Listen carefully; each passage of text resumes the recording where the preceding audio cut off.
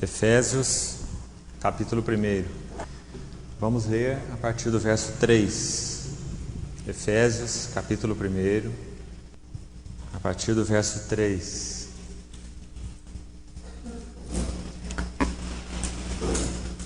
Vamos ler com bastante atenção as palavras.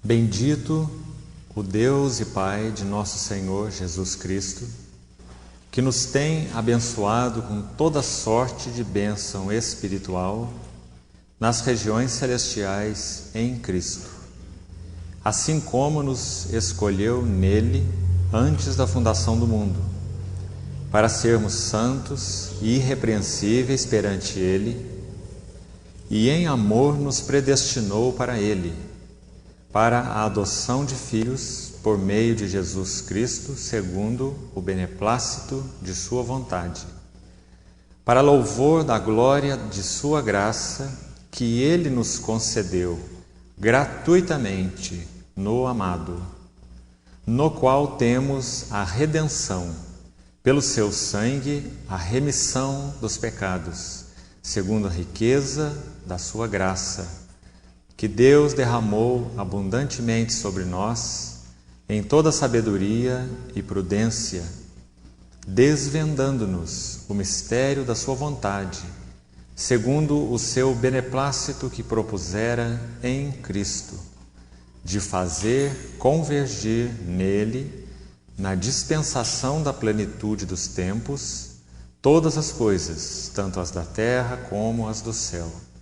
Nele, digo, no qual também fomos feitos herança, predestinados segundo o propósito daquele que faz todas as coisas, conforme o conselho da sua vontade, a fim de sermos para louvor da sua glória, nós os que de antemão esperamos em Cristo, em quem também vós, depois que ouvistes a palavra da verdade, o evangelho da vossa salvação, tendo nele também crido, fostes selados com o Santo Espírito da promessa, o qual é o penhor da nossa herança, até o resgate da sua propriedade, em louvor da sua glória. Versículos 9 e 10, novamente. Desvendando-nos o mistério da sua vontade, segundo o seu beneplácito, que propusera em Cristo, de fazer convergir nele, na dispensação da plenitude dos tempos, todas as coisas, tanto as do céu como as da terra. Ainda na epístola seguinte, Colossenses, a epístola paralela a essa epístola aos Efésios, Colossenses, capítulo 1.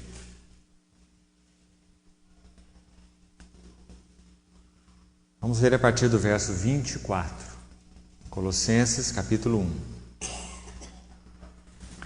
Agora me regozijo nos meus sofrimentos por vós, e preencho o que resta das aflições de Cristo na minha carne, a favor do seu corpo, que é a igreja, da qual me tornei ministro de acordo com a dispensação da parte de Deus, que me foi confiada a vosso favor, para dar pleno cumprimento à palavra de Deus.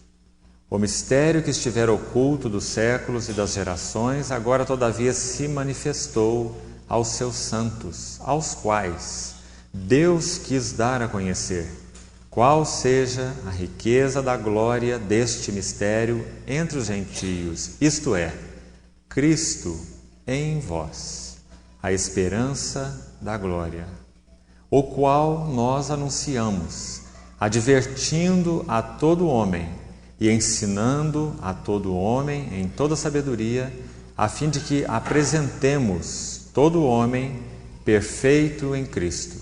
Para isso é que eu também me afadigo, esforçando-me o mais possível, segundo a sua eficácia, que opera eficientemente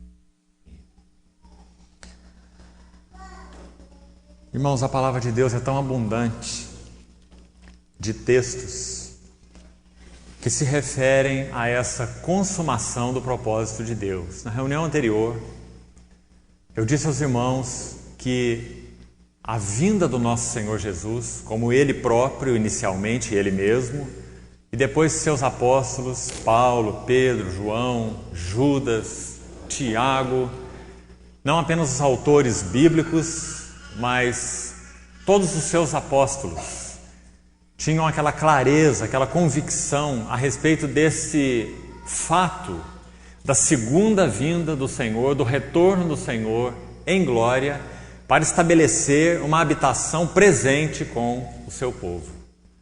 Relembrando com os irmãos o texto que nós citamos anteriormente, de Coríntios, Paulo disse que se nós, sendo filhos de Deus, pertencemos a Ele pela graça, por meio da fé em Cristo, se nós entendemos que a nossa esperança, o nosso gozo, o nosso prazer, a nossa vida, por mais que possamos desfrutar hoje essa alegria em Cristo, se na nossa visão isso se limitasse apenas a esta vida, nós seríamos os mais infelizes ou miseráveis de todos os homens.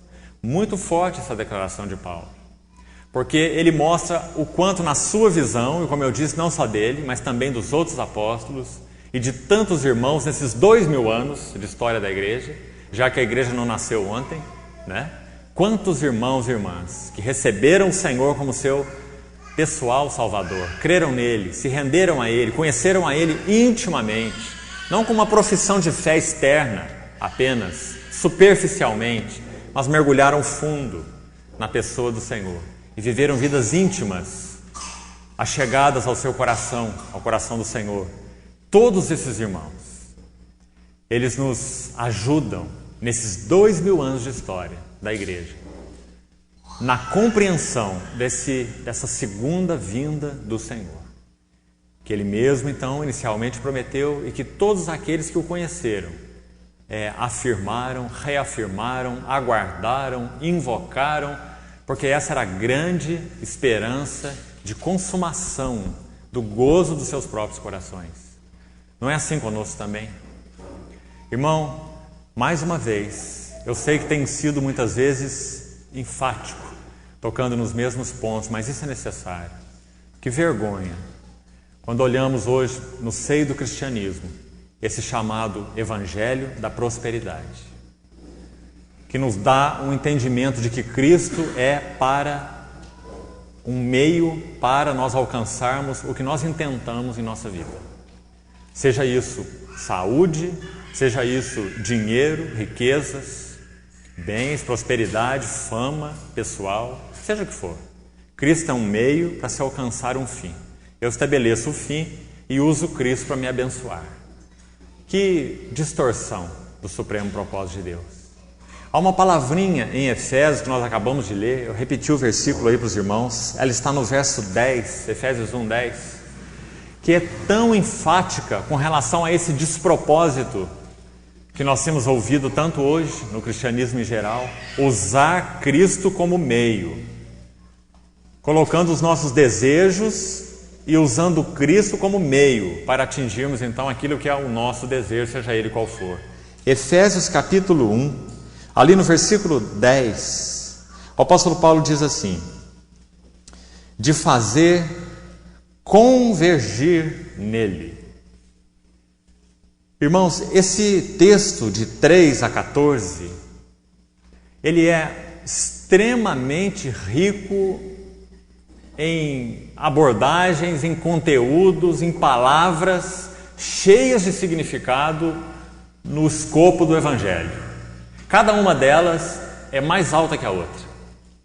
Quando Paulo fala sobre eleição, predestinação, adoção de filhos, quando ele fala sobre remissão, quando ele fala sobre sermos para louvor da glória da sua graça, quando ele fala que a palavra da verdade nos gerou como sua herança, e quando ele diz que o Espírito Santo habita em nós como um selo da sua propriedade, somos nós, cada palavra, cada frase é de imenso conteúdo, dentro do que nós podemos chamar de o Evangelho de Paulo, que é o único Evangelho bíblico, né? O Evangelho do Senhor Jesus, mas aquele que foi tornado o Evangelho de Paulo, porque foi o Evangelho que ganhou o seu coração. Hoje nós ouvimos também a respeito de tantos evangelhos, entre aspas, né? Existe evangelho até de Allan Kardec, como se esse homem fosse alguma coisa, que não um miserável pecador. Mas o Evangelho do Senhor Jesus é o Evangelho da graça e não das obras. E esse Evangelho se tornou, pela revelação de Deus, o Evangelho de Paulo. Ele diz: aquele que é poderoso para vos confirmar segundo a pregação de Jesus Cristo, que é o meu Evangelho. Paulo não tinha um Evangelho dele, o Evangelho de Paulo, mas o Evangelho de Cristo se tornou o Evangelho de Paulo. De tal forma que ele disse: meu Evangelho. Que coisa impressionante, né? Então, quando Paulo descortina para nós alguns itens desse tão grande Evangelho, nesses versos aí de 3 a 14, ele faz como que uma embalagem, né, de tantas verdades juntas. Ele embala tudo dos versos 3 a 14. Se os irmãos lerem com cuidado, vocês vão ver que os principais fundamentos do Evangelho estão aí, nesses versos. Então, lá no verso 10 tem uma palavrinha, cujo contexto começa aqui no verso 9, quando ele diz, inspirado então pelo Espírito Santo, que o Senhor, uma das grandiosas bênçãos que Ele nos dá pelo Evangelho é desvendar. Verso 9, a primeira palavra. Desvendar é uma das grandes bênçãos do Evangelho. Nós não fomos salvos de uma forma obscura. Nós não cremos no Senhor para vermos o que vai dar naquele dia quando nós estivermos face a face com Ele, ou então quando nós partirmos mediante nossa morte. Nós não cremos para ver no que vai dar, né? Nós não entramos numa fila sem saber para onde nós estamos indo. Esse não é o Evangelho da graça de Deus em Cristo. Porque o Evangelho, além de nos conferir todas essas bênçãos já asseguradas em Cristo, adoção, em amor nos predestinou, predestinação, antes mesmo nos escolheu, e etc, etc. Paulo diz no verso 9, que uma das grandes bênçãos que nós temos, conhecendo a Cristo e a sua palavra, é esse desvendar. Os irmãos estão vendo? Desvendar, fala de tirar uma venda, um véu, não é? Então nós somos um povo que tem luz, não porque a conquistamos, mas porque nos foi dada, pela graça, né? Então Paulo diz assim que o Senhor nos desvendou o quê? Uma palavra que as filosofias gostam muito: mistério. Os gregos usavam muito essa palavra, antes mesmo da encarnação do nosso Senhor. Mysterion, essa palavrinha grega, significava algo oculto. Todas as chamadas hoje religiões de mistério, as seitas esotéricas, as filosofias, elas gostam muito dessa palavra. E quão perigosas elas são, né? Elas são totalmente antagônicas ao Evangelho da graça em Cristo. Então Paulo tomou como que emprestada essa palavra dos gregos, dos filósofos. E é como se ele dissesse assim: olha, sabe toda essa coisa que se fala por aí de mistério, desse esoterismo todo? Desde os tempos de Paulo e antes de Paulo isso já era uma verdade, como eu disse. Paulo empresta essa palavra, a mesma palavra, mysterion no grego. Ele diz assim: para nós cristãos, Deus desvendou o mistério. Não tem mistério mais. Esse mistério é Cristo. Esse mistério é a autorrevelação de Deus em Cristo. Tudo mais que pode ser chamado de mistério não passa de enganação. Porque só o Senhor Jesus disse: eu sou o caminho, a verdade, a vida. Então Paulo tomou emprestada essa palavra mistério, ele diz: Deus rasgou-nos, desvendando-nos. Olha o nos que vem na frente aí. Que preposiçãozinha importante. É para nós, é para mim e para você, é para nós que já pertencemos a Cristo, que já fomos chamados pela graça até Ele, que já o confessamos como nosso único Senhor e Salvador de nossas almas. Desvendando-nos. Ele não diz desvendando a todo mundo, ele não diz desvendando ao mundo inteiro, ele diz desvendando-nos. Quem são esses nos aqui? Você quer uma explicação? Leia o verso 1. Para você ver quem é o nos. Paulo começa a epístola dizendo assim: Paulo, ele está escrevendo, apóstolo de Cristo Jesus por vontade de Deus, aos santos. Então quem que é o nos? É Paulo porque ele está se incluindo, desvendando-nos, é ele que está falando, inclui ele também, não é? É Paulo e os santos que vivem em Éfeso. Aqueles irmãos, então, claro, originalmente destinatários da carta. Mas nós também somos incluídos nessa realidade, não é? O Senhor até mesmo disse isso com as suas próprias palavras lá em João 17, na sua oração. Quando ele intercedeu pelos chamados santos, quem são esses santos? Aqueles que são postos à parte. Santo, separado. Não é alguém que tem uma auréola em cima da cabeça como se fosse um anjo circulante, um anjo ambulante. Mas santo é aquele que foi separado, né? O Senhor Jesus orou por nós em João 17, naquela oração sacerdotal. E ele falou assim: eu oro não só por estes aqui meus, que eu escolhi agora, nesse tempo presente, mas por todos quantos vierem a crer em mim por intermédio da sua palavra. Você e eu estamos incluídos. Todos quantos vierem a crer em mim por intermédio da sua palavra. Pai, eu rogo por eles, para que eles sejam, todos esses que creem, chamados santos, eles sejam um, como nós o somos. Eu neles, tu em mim. Lembra da oração sacerdotal? O Senhor mostrando que esses separados, esses chamados santos, não é? Separados para o Senhor Jesus, eles têm um privilégio muito especial: conhecer o amor de Deus em Cristo Jesus. Para com que o amor com que me amastes, o Senhor Jesus diz, o amor com que me amastes esteja neles, e eu neles esteja. Comunhão com Deus triuno, em Cristo.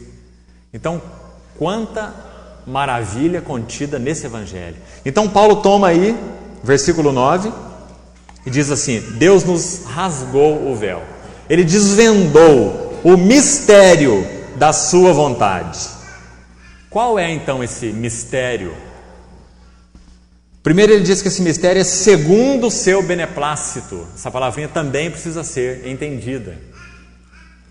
Significa um mistério que é de acordo com uma vontade de Deus, é claro, não é? É o mistério de Deus, a vontade de Deus. Então Paulo está falando que Deus desvendou para nós, os seus santos, aqueles que ele separou do mundo, de todas as nações, pela graça, não pelos seus méritos, pelas suas obras, mas pela graça, não é? A palavra é tão clara, chamados em Cristo Jesus. Eu e você éramos mortos, nossa vida era incondizente com o Evangelho, nós não fomos andando nem que engatinhando atrás do Senhor, foi o Senhor que veio a nós pela graça, foi o Senhor quem nos deu vida em nosso espírito morto, foi o Senhor que nos levou à comunhão com Ele, e nós então clamamos: Abba, Pai. Foi o Senhor que tirou todo o temor do nosso coração, toda a acusação da nossa consciência, toda a nossa falta de paz, nossa vida sem propósito, não é? Então esses que Paulo chama santos, olha quanto conteúdo dentro dessa palavrinha, santos, tão simples, né? Não são pessoas que estão se aperfeiçoando por si mesmas, mas que foram atraídas pela graça de Deus em Cristo. Para esses Deus rasgou o véu, desvendando-nos o mistério da sua vontade. E esse mistério de Deus, que é a vontade de Deus, mas ainda não parou aí, é segundo o beneplácito de Deus. Então agora vamos colocar 3 palavras juntas: mistério, vontade e beneplácito, que está aí nesse versículo. Então Paulo está dizendo que a vontade de Deus era um mistério, ela não estava revelada até o tempo de Cristo, não é? E depois com clareza plena até o tempo dos apóstolos, quando o Espírito foi derramado sobre a igreja e os irmãos começaram a explicar as Escrituras, pregando, não é? Paulo era um deles. Então, através do ministério dos apóstolos e profetas, o Senhor rasgou plenamente aquele véu, não é? Então, Paulo diz que esse mistério de Deus é a vontade de Deus, porque é o mistério da sua vontade. E aí ele diz que essa vontade, ela segue, ela é segundo o seu beneplácito. Está vendo? Então vamos juntar as 3 palavras para interpretar corretamente o versículo. Senão nós vamos tomar derivadas aí, não é? Mistério da sua vontade segundo o seu beneplácito. Então agora vamos andar de trás para frente. Tudo começou com o beneplácito, né? Esse beneplácito foi expresso na sua vontade, e essa vontade estava guardada em mistério, em segredo. Agora em Cristo, esse mistério foi rasgado. Essa vontade foi revelada e esse beneplácito foi aberto. O que é beneplácito? Significa que essa vontade de Deus é uma vontade que para Ele mesmo é boa, agradável e perfeita. Como Paulo diz em Romanos 12, lembra? Aquele texto de Romanos 12? Ele está dizendo que nós, os separados, os santos, nós podemos experimentar qual seja a boa, agradável e perfeita vontade de Deus. Não é assim? Romanos 12, 2. Veja como a palavra se auto-interpreta. Romanos 12, 2 diz que a vontade de Deus é boa, prazerosa, agradável e perfeita. E esse texto de Efésios também ajunta essas três coisas na palavra beneplácito.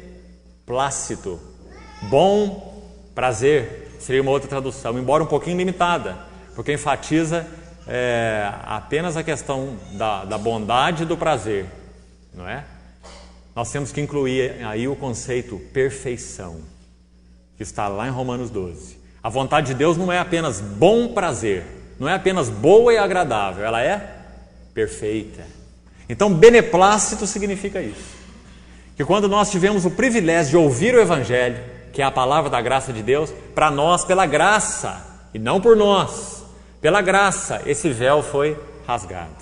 Nós então vimos algo que nós nunca tínhamos visto antes. Na verdade, nós não vimos algo, nós vimos alguém. A pessoa mesmo do nosso Senhor, não é? E nele nós começamos então a ver claramente qual é a vontade de Deus.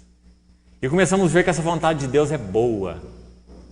Embora inicialmente nós, aqueles que já nasceram de novo, né, há mais tempo, compreendem isso com ainda mais clareza, porque já andaram mais tempo. Que essa vontade de Deus, embora boa, ela nem sempre coincide com a nossa vontade, ou quase sempre não coincide. Então nós somos colocados sempre naquela encruzilhada, né? Qual caminho você quer tomar? Você que já conhece o Senhor, que já tem o Senhor no seu coração, você sabe que a vontade dele é boa e quer então conhecer a vontade dele para a sua vida, ou você já tem uma vontade que é apenas Deus para abençoar a sua vontade? Esse é o Evangelho da prosperidade. Você escolhe os seus caminhos, você faz os seus planos, os seus projetos e dá um jeito de conquistar Deus. Se você conquistar Deus, você vai ter o melhor sócio do mundo, né? Fazer negócio com Deus é um grande negócio. É o que se diz por aí. Você dá 10%, Ele te dá os 90%, né? Mas esse não é o Evangelho da graça em Cristo. O Evangelho da graça nos mostrou então a pessoa do Senhor Jesus e nele a vontade de Deus. Boa, agradável e perfeita. Agora, irmãos, existe um aspecto aí desse beneplácito que é exposto no versículo 10. Esse beneplácito inclui muita coisa, muita coisa. Mas vamos ficar mais focados aqui para não tocarmos em coisas demais e perdermos o encargo dessa noite. Versículo 10 vai nos ajudar um pouquinho nesse beneplácito, essa vontade de Deus que é boa, agradável e perfeita. Versículo 10 diz que esse beneplácito que ele propusera em Cristo é de fazer convergir nele. Está vendo que o 10 está explicando o 9?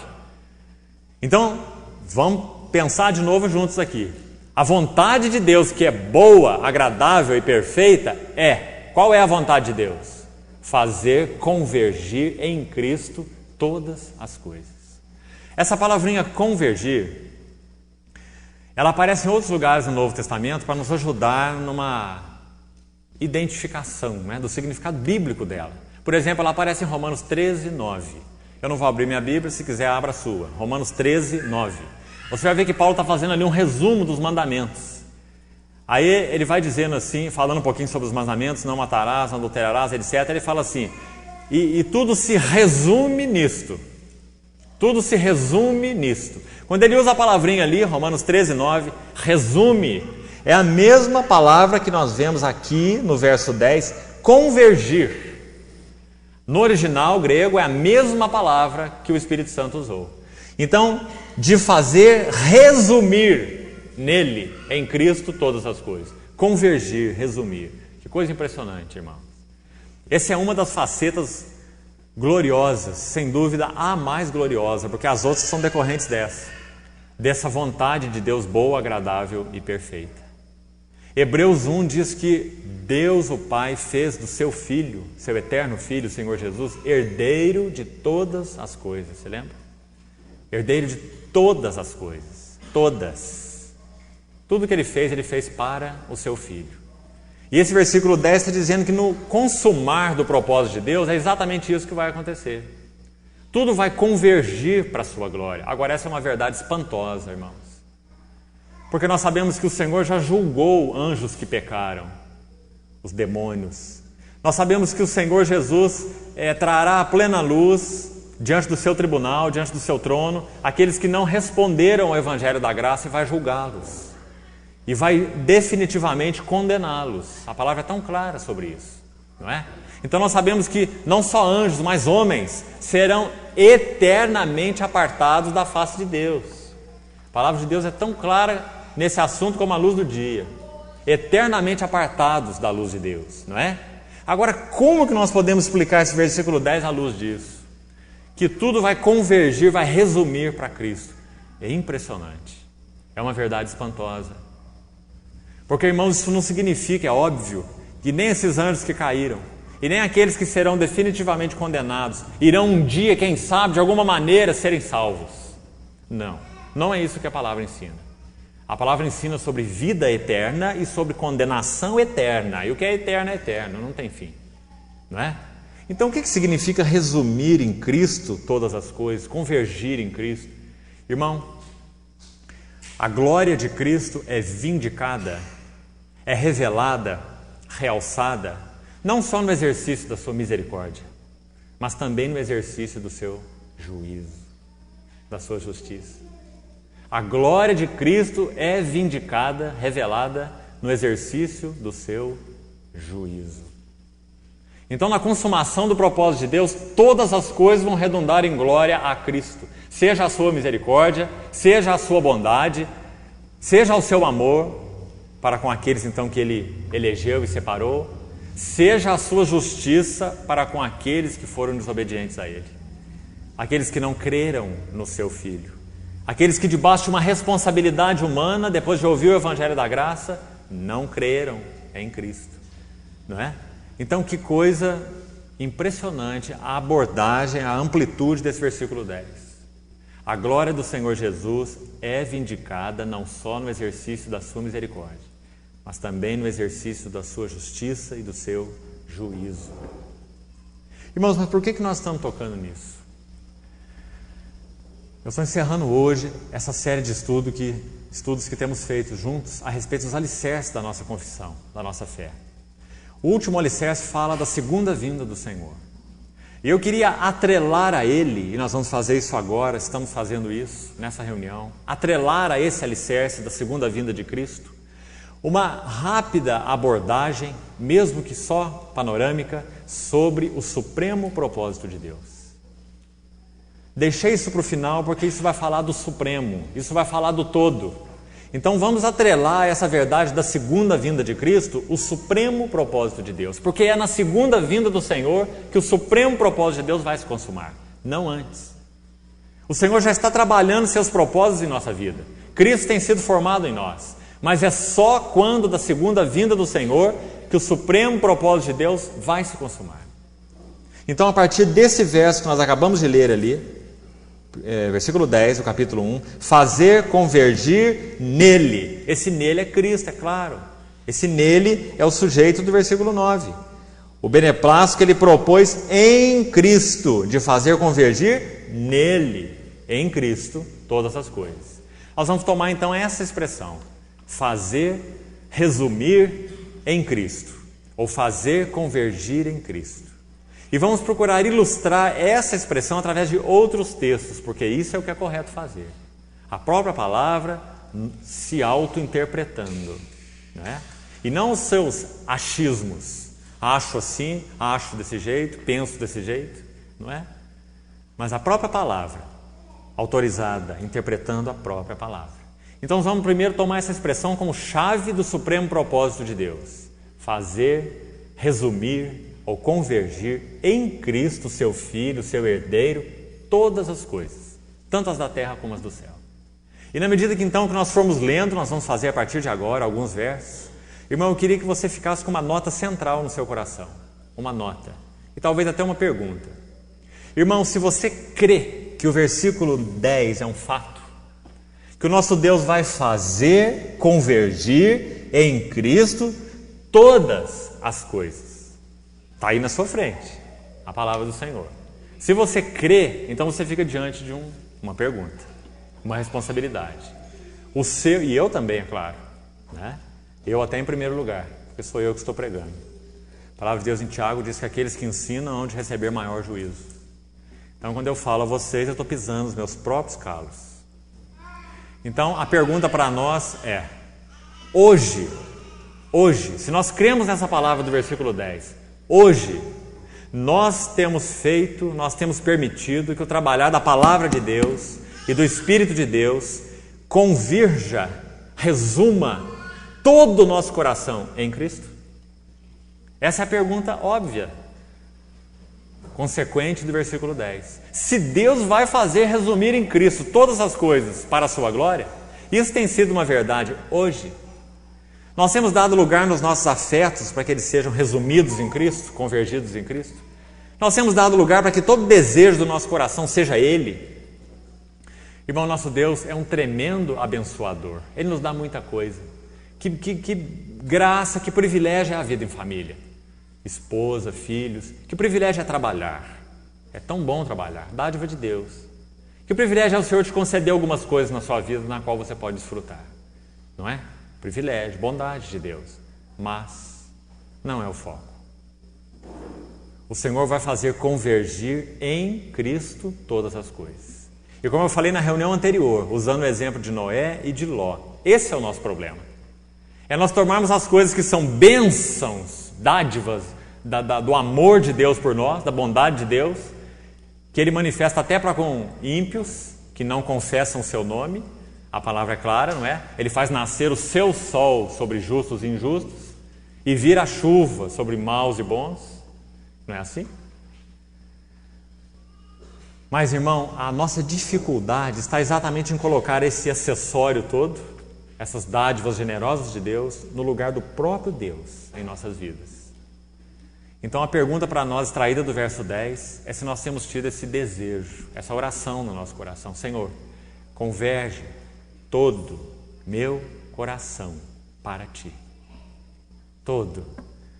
Minhas afeições, minha mente, meus desejos. Senhor, não me permita ter ambições em minha vida, que não sejam exclusivamente focadas em Ti, que se resumam em Ti.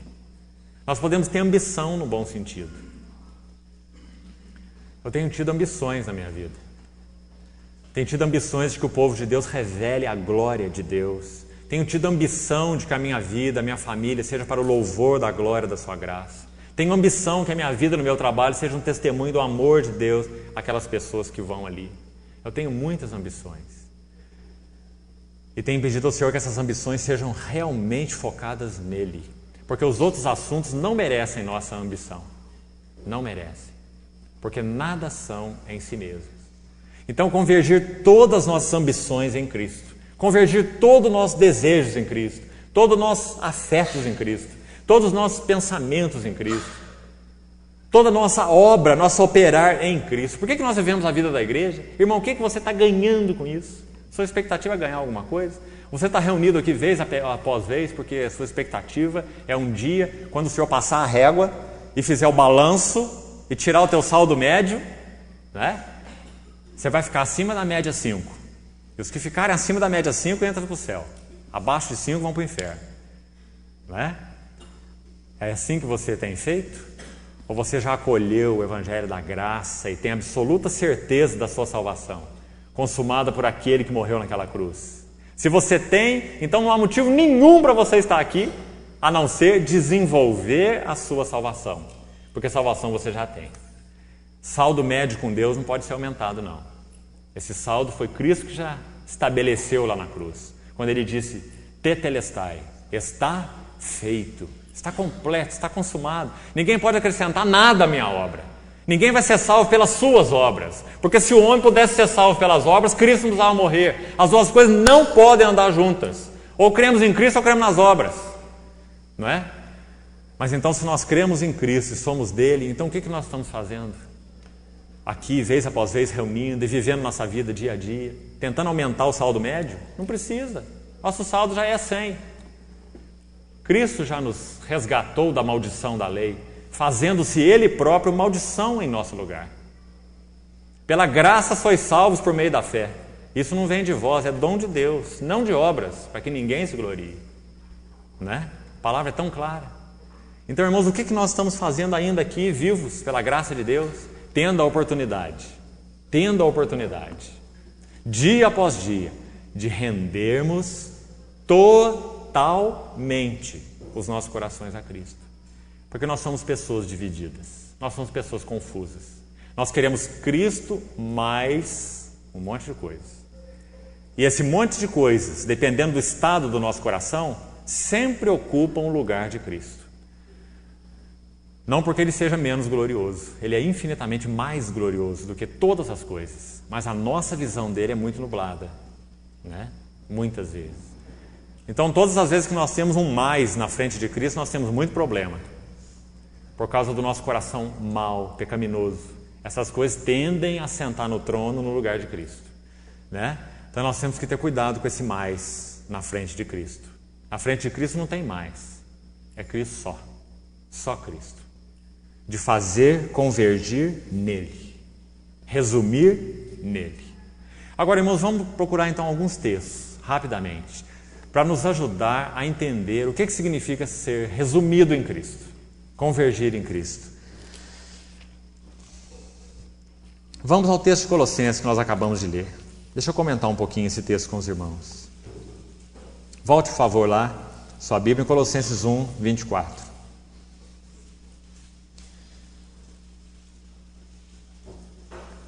Irmão, quem está escrevendo isso é Paulo.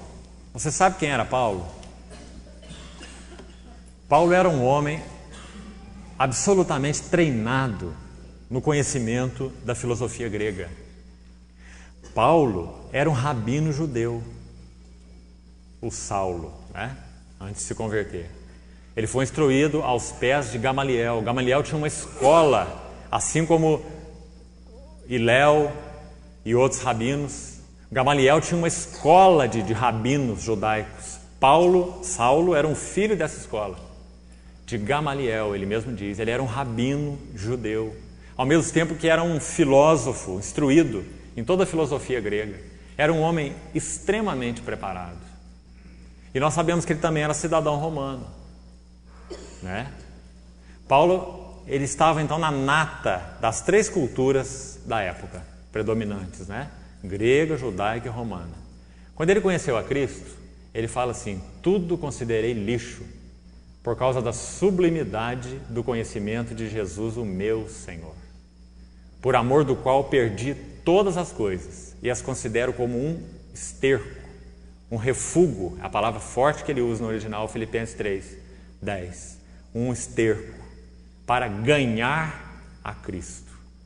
Essa expressão ganhar a Cristo, de Filipenses 3:10, é uma expressão bíblica que denota o que eu estou tentando explicar aqui para os irmãos. Quando eu disse por que nós estamos vivendo dia a dia nessa terra. Se você perguntasse para Paulo, ele ia responder assim: para ganhar Cristo. Aí você falava: ai Paulo, mas que estranho. Você é quem prega o Evangelho da Graça, dizendo que quando nós nos convertemos, nós já fomos plenamente justificados em Cristo, aceitos por Cristo. Que história é essa agora de ganhar o que você já tem? Ele ia te dizer assim: é isso mesmo. Eu quero ganhar mais do que eu já tenho. Eu já tenho tudo. E desse tudo eu quero ganhar mais. É esse tudo que eu quero conhecer profundamente. É como se você tivesse uma carta de crédito de um depósito muito grande lá no seu banco. Mas você não usasse aquilo para então aplicar em alguma coisa que você quer. Não é? Você tem a carta de crédito, só que ela é inútil. Ela é tua na prática. É sua possessão, ninguém vai tirar de você. Isso está tudo acertado. É um direito legal. Mas se você não usar, você morre com a carta de crédito, né? Mesma coisa o conhecimento de Cristo. A salvação que Ele consumou para nós é perfeita, total. Você não tem que acrescentar nada porque não pode. As obras do homem são miseráveis. Paulo fala assim: ainda que eu entregue todos os meus bens aos pobres, e ainda que eu dê meu próprio corpo para ser queimado, nada disso se me aproveitará, né? Então, irmãos, para que nós estamos vivendo dia a dia nessa terra? Nas palavras de Paulo, ganhar a Cristo, mergulhar nas profundezas E, consequentemente, é claro, permitir que Cristo ganhe todo o nosso coração. Porque nós sabemos que isso ainda não é uma verdade, né? Ele já nos justificou plenamente. Se nós partimos dessa terra hoje, nós sabemos que somos do Senhor, não há a menor dúvida, né? Porque nós fomos justificados pela graça por meio da fé em Cristo. Mas, por outro lado, nós sabemos que há tanto no nosso coração que ainda não é terreno possuído por Cristo. É terreno próprio. Nossa vontade, conceitos, reservas, etc. Né? É isso que Paulo chama em Filipenses de ganhar a Cristo. Olha como que ele chama aqui em Colossenses. Colossenses 1, 24. Agora me regozijo nos meus sofrimentos por vós, e preencho o que resta das aflições de Cristo na minha carne. Expressão linda. Paulo, é óbvio que ele não está dizendo que os sofrimentos dele tinham valor purgatório, valor redentor. Ele, em muitos textos, é absolutamente claro com relação a isso, né? Então, se você for coerente com a linguagem que Paulo mesmo usa nas suas cartas e interpretar esse texto aqui, você entende muito bem que Paulo vê que, embora a igreja já tenha sido comprada pelo Senhor, assim como a terra de Canaã já tinha sido prometida ao povo e ninguém ia revogar isso, não é? O Senhor falou para Moisés: esse povo vai entrar lá e essa terra eu lhes dei, é terra da sua herança, já estava lavrado, consumado, acabado, não é assim? Mas quando o povo entrou lá, eles apossaram-se da terra de um dia para outro, foi assim? Não foi assim. Levaram anos e anos para se apossar da terra. Aquela terra é uma figura de Cristo, das riquezas insondáveis de Cristo, não é? Então, irmãos, da mesma forma, Paulo diz no verso 24 que ele preenche o que resta das aflições de Cristo na sua carne ou no seu corpo, Paulo, né, no corpo de Paulo, ele diz na minha carne, no meu corpo, a favor do seu corpo, corpo de Cristo, que é a igreja. Impressionante, né? Esse é um dos versículos que mostra o quanto Paulo foi capturado por esse evangelho. O quanto Paulo era um homem convergido, como ele fala no versículo 10 de Efésios 1. Ele tinha seu coração, seus desejos resumidos, focados. Então ele diz: eu preencho, porque ele sabia que, embora Cristo tivesse consumado essa obra, a igreja não estava vivendo na plenitude dessa consumação. A igreja não estava vivendo em toda a riqueza do que Cristo fez na cruz, do que Cristo conquistou na cruz, porque ele não conquistou só perdão, ele conquistou muito mais. Vida, libertação da vida egocêntrica, não é? Libertação de todos os nossos desvarios, perdão de pecados, libertação do nosso próprio eu, do mundo, de qualquer tipo de laço, né, de amarra que nos prendem a não ser ao próprio Cristo.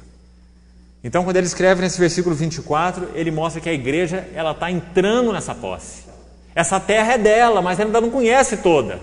Então ele usou a expressão: preencho o que resta das aflições de Cristo a favor do seu corpo, que é a igreja, da qual me tornei ministro, de acordo com a dispensação.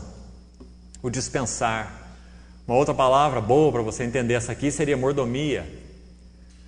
Paulo se via como um mordomo, ele não era dono de nada, ele não possuía nada, não é? Ele era apenas um mordomo ou um dispenseiro de Deus. Dispensação da parte de Deus que me foi confiada. Por isso ele chama de meu evangelho, como eu citei lá em Romanos, né? Dispensação que me foi confiada a vosso favor, para dar pleno cumprimento à palavra de Deus. Agora olha com cuidado aí na sua Bíblia, que depois de palavra de Deus tem 2 pontinhos, não tem? Então aí vem agora uma nota explicativa. O que Paulo está chamando com pleno cumprimento da palavra de Deus? Ele vai explicar o que é isso. Primeiro vamos olhar a expressão pleno cumprimento. Porque eu disse para os irmãos que o que nós estamos fazendo hoje é atrelando a essa verdade fundamental da segunda vinda de Cristo, essa abordagem bíblica do supremo propósito de Deus, que vai se consumar na segunda vinda de Cristo. Esse supremo propósito, não é? Então Paulo vai nos ajudar aqui a entender esse supremo propósito. Ele falou assim: pleno cumprimento, olha aí, plena consumação da palavra de Deus. Irmão, o versículo 26, quando começa a explicação, palavra de Deus, 2 pontos, no verso 25. Aí o verso 26 diz assim: o mistério que estiver oculto. Você está vendo? Que é a palavra de Deus que traz a revelação do mistério, da sua vontade, segundo o seu beneplácito. Como que o seu beneplácito, o beneplácito da sua vontade, que estava guardado em mistério, foi revelada? Porque Deus falou, não é? Deus falou, Ele se auto-revelou, a sua palavra. Então a pregação da palavra de Deus revela o mistério. A mesma palavra que nos regenerou, a mesma palavra que nos lava dia a dia, não é? A mesma palavra que está colocada em forma escrita nas Escrituras Sagradas, diferenciadas de qualquer outro livro, de qualquer outra palavra, de qualquer outro ensino, não é? Então essa palavra, ela fala do mistério da vontade de Deus. Então não é uma palavra fechada, é uma palavra aberta, né? Paulo chamou então essa palavra de Deus de mistério, no versículo 26, e disse que essa palavra, que o seu ministério ou a sua mordomia é para dar pleno cumprimento a essa palavra. Então vamos procurar entender o que é isso. Vamos lá, verso 26: o mistério que estiver oculto dos séculos e das gerações. Enquanto o Senhor Jesus não se revelou, ninguém conheceu a vontade de Deus, esse bom prazer, essa vontade perfeita. Nós conhecemos porque o Senhor Jesus se fez carne. Ele é Deus encarnado, né? Não apenas um iluminado a mais na história da humanidade, mas o próprio Deus. Então ele diz: o mistério que estiver oculto dos séculos e das gerações, agora, todavia, se manifestou a quem? A todo homem? Não. Aos seus santos. Está vendo os santos aí de novo? Nosso privilégio. Lembra Timóteo, texto que também nós já estudamos, quando ele diz que a casa de Deus, ela é o quê? Coluna e baluarte da verdade. Ela sustenta e proclama a verdade. Nós não encontramos verdade em lugar nenhum, a não ser na igreja. Por quê? Porque a igreja é corpo de Cristo, né? Então ele diz assim: agora todavia se manifestou aos seus santos. O que se manifestou? A palavra, o mistério. Versículo 27 vai nos explicar mais um pouquinho. O que é esse mistério manifestado pela palavra? Então tem o aos quais, aos santos, né? Aos santos, do final do verso 26. Aos quais, a esses santos, Deus quis. Como a palavra de Deus é linda, né? Separa essa frase do resto do versículo para você ver. Deus quis. Sabe por que você é um separado? Porque Deus quis. Sabe por que a palavra foi desvendada para você? Porque Deus quis. Sabe por que você tem vivido dia a dia perseverando no seguir o Senhor? Porque Deus quer. E nenhum dos seus planos pode ser frustrado. Lembra quando ele falou lá em Mateus 11, quando ele tinha acabado de pregar o evangelho em algumas cidades e foi rejeitado, não foi aceito não, foi rejeitado. E o Senhor faz uma coisa impressionante, irmãos. Imediatamente após ele ter sido rejeitado por aquelas cidades nas quais ele passou, Betsaida, Cafarnaum, ele ora, ele eleva os olhos ao Pai. Depois de ter sido rejeitado, ele sai daquelas cidades, eleva os olhos ao Pai e ora. Sabe o que ele diz? Graças te dou, ó Pai, porque ocultaste estas coisas de sábios e entendidos e as revelastes aos pequeninos. Aí ele diz assim: sim, ó Pai, porque assim foi do teu agrado. Essa é a explicação. Você não tem mérito nenhum e nunca vai ter. Assim foi do seu agrado. Aqui Paulo diz assim: Deus quis. Deus quis. Está explicado, não é? Quando Ele quer, quem o impede? Deus quis dar a conhecer, lá nas palavras de Efésios, desvendando-nos. Desvendar é dar a conhecer, né? Qual seja a riqueza da glória. Ele faz em Colossenses o que ele também faz em Efésios. São chamadas epístolas dos superlativos. Ele não fala só glória, ele fala riqueza da glória. Ele não fala só graça, ele fala suprema grandeza da sua graça. Ele acumula superlativos, porque parece que ele não consegue explicar. O apóstolo Paulo, nessas epístolas tão elevadas de Efésios e de Colossenses. Né? Aqui você está vendo riqueza da glória, não é nem só glória, é riqueza da glória deste mistério. Esse mistério, esse beneplácito, que é bom, agradável, perfeito, um dia ele se rasgou. Não a todo mundo, mas a alguns, chamados de os santos, ou os separados, pela graça de Deus, não pelos seus méritos. E a esse foi rasgada a revelação do mistério. Qual mistério? A riqueza da glória deste mistério entre os gentios, isto é. Paulo falou tanta coisa para chegar no isto é, não é? Então agora ele vai resumir bem o mistério, bem focado. Isto é, Cristo em vós, a esperança da glória. Está vendo, irmãos? Qual é o supremo propósito de Deus? Cristo e a igreja. Em Efésios diz assim: grande é este mistério, mas eu me refiro a Cristo e a igreja. Qual é o supremo propósito de Deus, irmão? Você deve saber, porque alguém pode te perguntar. Qual é a razão de ser da vida cristã? Por que nós somos justificados pela graça? O que Deus deseja fazer em nós?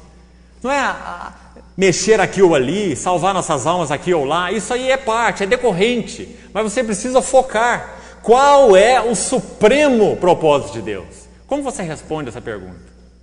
O supremo propósito de Deus é revelar plenamente a glória do Filho dele, Cristo, a glória do seu Filho. Consequentemente, unir a igreja tão intimamente com esse Filho, com esse Cristo, que a própria igreja possa também revelar essa mesma glória como corpo. Esse é o supremo propósito de Deus. Paulo juntou essas duas coisas em Efésios e falou assim: grande é esse mistério, Cristo e a igreja.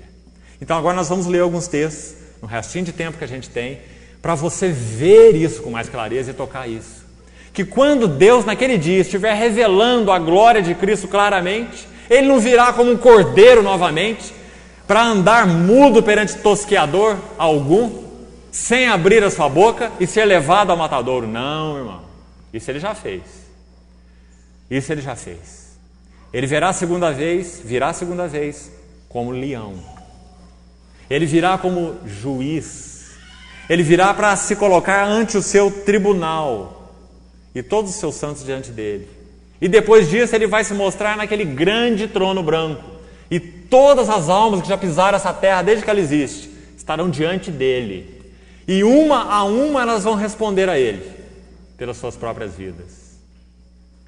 Esse é o Cordeiro de Deus que revela a glória de Deus. Agora, irmãos, nós que já cremos nele, que pela sua graça fomos salvos, que já passamos da morte para a vida, como ele mesmo diz, e é ele que nos assegura, senão seria muita presunção da nossa parte levantarmos o nosso peito e dizer assim: eu sou salvo e sei que habitarei eternamente com o Senhor Jesus. Nós fazemos isso, não fazemos? E devemos fazer, mas baseado no quê? É presunção? É prepotência? O catolicismo romano acha que é. Ele diz que você tem que fazer o máximo de obras, e a hora que você morrer você vai ver o que vai dar. Se você não tiver um saldo médio bom, você vai para o purgatório. No purgatório você melhora o saldo médio e depois você dá o pulo para o céu. Mas isso não é o evangelho da Bíblia. Isso é da cabeça do homem. A palavra de Deus diz que nós somos salvos pela graça, por meio da fé. Não é? E enquanto vivemos nessa terra, nós andamos com o Senhor no conhecimento dEle. Não é para sermos salvos, mas é porque já somos salvos. Não é para sermos justificados, é porque já fomos justificados. É para que a glória desse Salvador apareça em nossas vidas. Não vivamos para nós mesmos, mas para Ele. Sejamos nessa terra testemunhas dEle, em tudo que somos, em tudo que fazemos, né? Então, irmãos, vamos dar uma olhada em Tessalonicenses logo à frente. Abra, por favor. 2 Tessalonicenses. Vamos precisar ler bem rapidinho aqui. Segunda Epístola de Paulo aos Tessalonicenses. Veja no capítulo 1, verso 10 até o 12. Finalzinho desse capítulo 1, segunda aos Tessalonicenses. Você vai prestar bastante atenção, porque o tempo vai ser suficiente quase que só para ler 2 textos que eu gostaria de ler com vocês. Então presta atenção.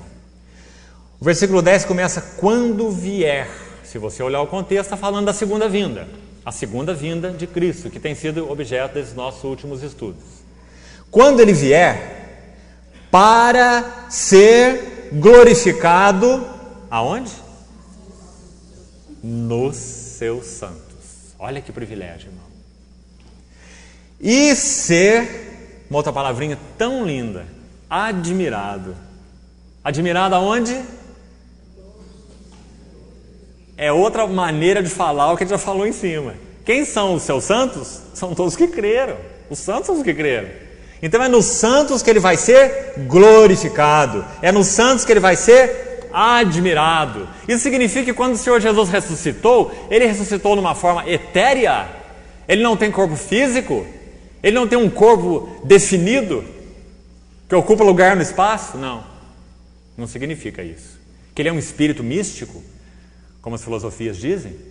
E esse mesmo Cristo etéreo, Ele habitou em Jesus, também habitou em Maomé, também habitou em Buda, habitou em Krishna, né? E em muitos outros. Não.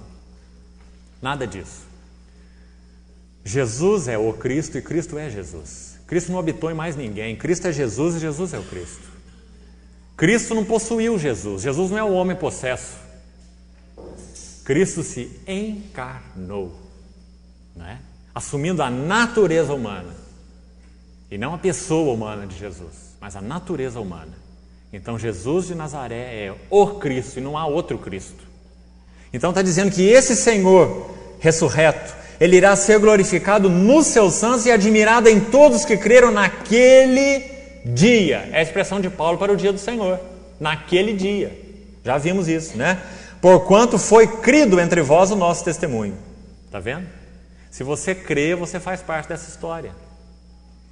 Por isso também não cessamos de orar por vós. Olha aí. No verso 10, Paulo diz que que Cristo será admirado neles, que Cristo será visto neles. Então no verso 11 ele diz, é por isso que não cessamos de orar por vós, para que o nosso Deus vos torne dignos, adequados, idôneos. Significa que Ele está nos fazendo passar pela forma dEle. A forma dEle é Cristo. Ele está trabalhando em nós para que nós sejamos idôneos, adequados ou dignos, como usa a palavra aí, da sua vocação. Que maravilha, irmãos. Nós somos participantes da vocação celestial, como Hebreus fala. Paulo fala em Filipenses, a soberana vocação de Deus em Cristo. Ele vos torne dignos dessa vocação. O seu chamamento, o chamamento de Deus, gerou em nós uma vocação. E cumpra com poder todo o propósito de bondade e obra de fé. E no verso 12 ele diz, a fim de que o nome de nosso Senhor Jesus seja glorificado em vós. E vós nele, segundo a graça do nosso Deus e do Senhor Jesus Cristo. Tão claro o texto, não é? Agora, bem rapidamente, um outro. Olha aí logo em seguida. 2 Tessalonicenses 2. Capítulo 2 aí, imediatamente em seguida, verso 13. Preste atenção. Entretanto, devemos sempre dar graças a Deus por vós, irmãos amados pelo Senhor.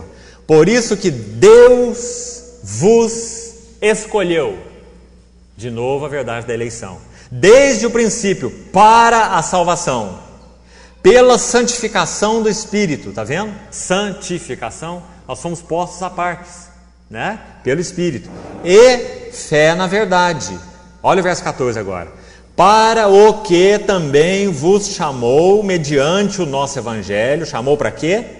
Para alcançar a glória de nosso Senhor Jesus Cristo. Semelhança moral não significa divinização, de jeito nenhum, mas semelhança moral, para alcançar a glória de nosso Senhor Jesus Cristo, né? Irmão, você precisa de novo, você deve de novo ler esses textos com mais calma na sua casa, orar sobre eles, meditar com cuidado, para que a palavra do Senhor ganhe você para o supremo propósito.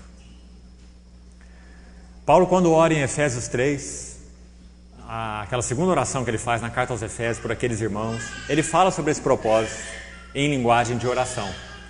O Senhor vos fortaleça no homem interior, para que Cristo habite pela fé nos vossos corações. Aquela linda oração do capítulo 3. E ora, depois no versículo 19 ele diz assim: para que sejais tomados de toda a plenitude de Deus. Aí ele diz assim: ora, aquele que é infinitamente poderoso para fazer infinitamente mais do que tudo quanto pedimos ou pensamos, conforme o seu poder que opera em nós, a Ele, Deus, a esse Deus, seja a glória. Aí ele diz: na igreja e em Cristo Jesus. Então qual é o supremo propósito de Deus?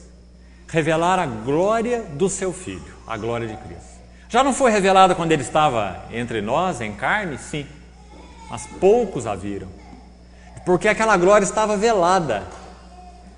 Ninguém pode vir a mim se o Pai que me enviou não o atrair. Ele virou para os seus discípulos e perguntou assim: quem dizem os homens ser o Filho do Homem? Aí eles responderam: uns dizem que é Jeremias ou algum dos profetas. Aí ele voltou para os discípulos: e vocês? O que vocês dizem a respeito de mim? Aí Pedro falou: você é o Cristo. Pedro não falou você é um Cristo, mas você é o Cristo. E o Senhor falou: e você é um bem-aventurado, porque não foi carne nem sangue quem te revelou, mas o meu Pai. Está vendo? Então essa glória estava velada, mas não será assim na segunda vinda. Na segunda vinda a sua glória estará aberta.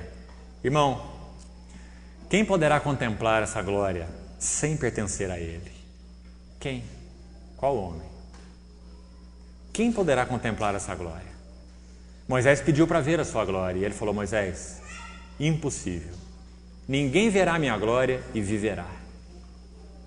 Nós só podemos ver a glória de Deus na face de Cristo. Mas, irmãos, naquele dia, quando nós estivermos com o corpo glorificado, a esperança da nossa salvação consumada, nós poderemos ver a glória de Deus de forma muito mais clara e palpável do que temos visto agora, pelo seu Espírito e pela sua palavra, né? Essa é a nossa convicção, porque a palavra de Deus nos assegura. Então, esse é o supremo propósito de Deus: revelar a glória do seu Filho, para que nele convirjam todas as coisas, e a igreja com ele. Um corpo de redimidos que também participa dessa glória. Um corpo de redimidos que é para o louvor da glória, da sua graça. Você que crê no Senhor Jesus, que já rendeu seu ser a Ele, que pertence a Ele, está incluído nesse propósito.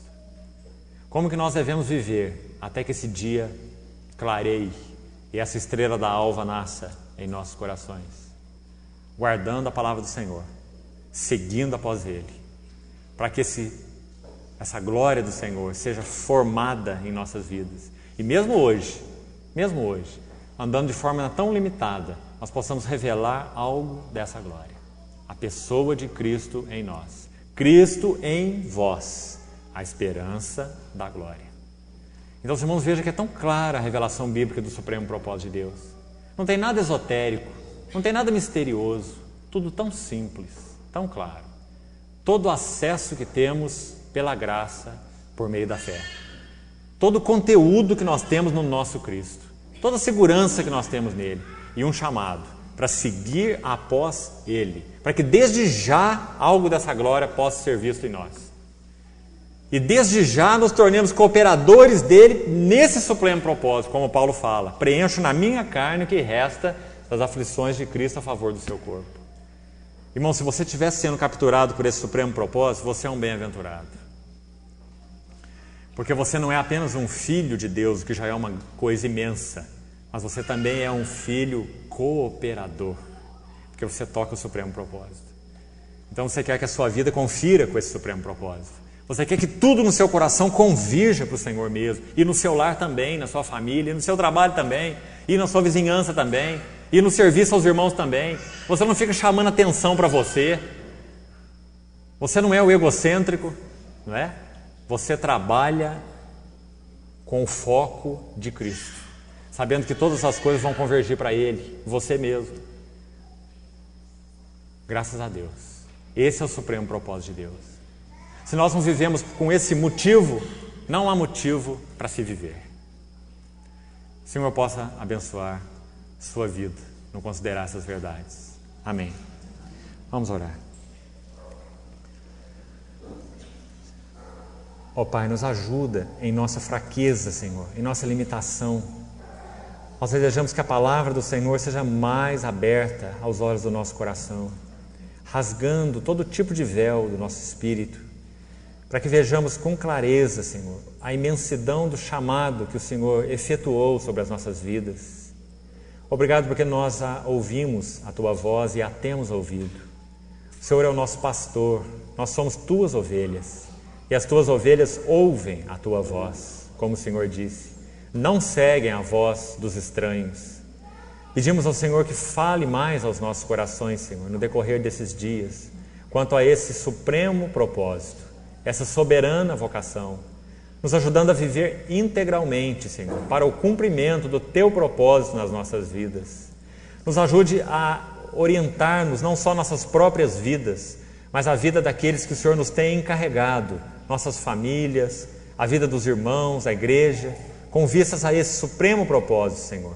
Que nunca nos percamos em coisas menores, por mais brilhantes que elas possam ser. Ajusta o nosso coração para isso, corrige as nossas vidas, Senhor.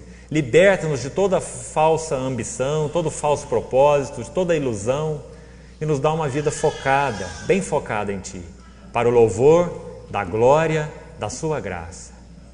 Pedimos, Senhor, em nome de Jesus. Amém.